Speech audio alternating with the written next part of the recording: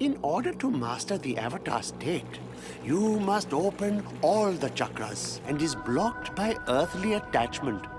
Meditate on what attaches you to this world. Now, let all of those attachments go. Let them flow down the river, forgotten. What? Why would I let go of Katara? I love her. Learn to let her go, or you cannot let the pure cosmic energy flow in from the universe. Why would I choose cosmic energy over Katara? How could it be a bad thing that I feel an attachment to her? 3 chakras ago, that was a good thing.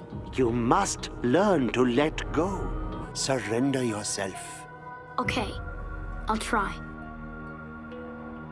ओम नारायण नारायण नारायण नारायण। सब मित्र को राम राम। दोस्तों कैसे हैं आप सब।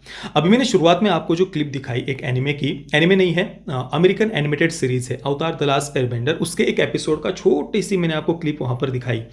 ये जो episode है वो पूरा का पूरा हमारे कुंडलिनी योग में जो 7 चक्र बताए गए हैं, उन 7 चक्रों को कैसे जागृत करना चाहिए उसकी महिमा बताने वाला वो पूरा का पूरा एपिसोड उस पर डेडिकेटेड है।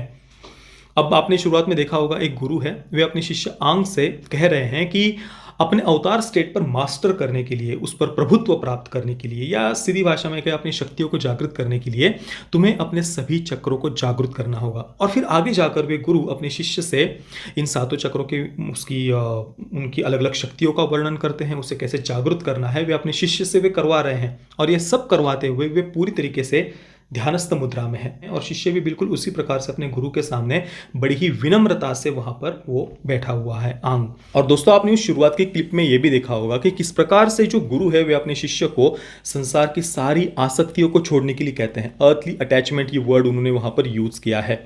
एक लड़की के प्रति जो शिष्य है आंग, उसके मन में आसक्ति है, वासना है, तो गुरु उसे भी छोड़ने के लिए कहते हैं कि किसी भी प्रकार की जो आसक्ति है, अटैचमेंट है, वासना है, वो हमें अंदर से कमजोर करती है और सारी आसक्तियों को छोड़कर पूर्ण रूप से अपने आप को समर्पण करने के लिए वे कहते हैं, सरेंडर करने के लिए कहते हैं। पर हमारे फिल्म मेकर तो हमारी यंग जनरेशन को भोग वासना के, काम वासना के, सो कॉल्ड प्यार के दलदल में गिरना सिखा रहे हैं कि भाई प्यार से शक्तियां जागृत होंगी।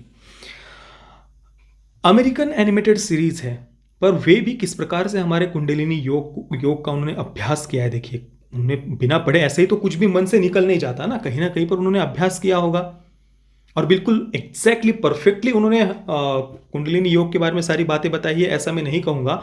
पर मैंने बचपन में जितना कुंडलिनी योग के बारे में सीखा है, सुना है, काफ़ी सारी बातें मिलती जुलती मुझे वहाँ दिखाई दी। जैसे कि जो मूलाधार चक्र होता है, जो सबसे पहले उसी से शुरुआत सिखाने की है, तो मूलाधार चक्र हमारी जो रीढ़ की हड्डी होती है, बिल्कुल उसके लास्ट में, एंड में, आखिरी में मूलाधार चक्र होता है।